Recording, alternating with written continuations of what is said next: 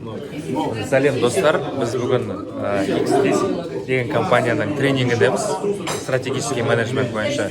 Қасымда Асқар деген жігіт.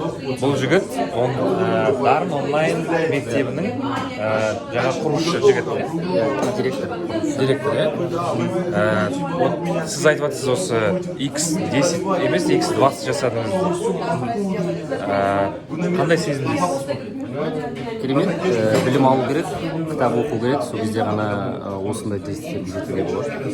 Бұл жаңа X20 деген сезім ол енді басқалай шығар енді. Какой-то особенный сезім ба, жоқ? Күнделікті сол жұмысқа барып келу, сондай сияқты ма? Күнделік жұмысқа барып келумен бірдей, басында өзің байқамайсың. Но ары қарай X20 жасағаннан кейін X100 жасауға мүмкіншілік бар екенін түсінесің. Соны сол бойынша жұмыс жасайсың. Жасыңыз нешеде? 22. 22 жаста X20 жасаған. Жаңағындай сіздің приложениеңіз қанша скачивание? Android'да миллиондай, iOS'та Миллион. 400 мыңдай. Общий миллион 400 скачивание приложение. Пользователя 2 миллион 564. Басында қаншадан еді? Осы карантинге дейін? 20 мың ғана адам болған. 20 мың адам. Қазір 2 миллион 500 мың. Көрдіңіздер ма достар, карантиннің өзінде пайдасы бар, жаңағындай Factor X.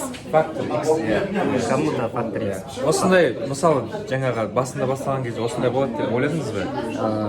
Мен үшін біз бұл жетістікке бір 3 жылда жетеміз деп ойлағанбыз. Қанша болды бизнеспен айналысып жүргеніңізге? Жалпы білім саласында 6 жыл. Жоқ, жаңағы, именно осы проектімен. Проект 2 жыл болды. 2 жыл. 2 жылдың ішінде X20 жасады. Өте керемет, рахмет.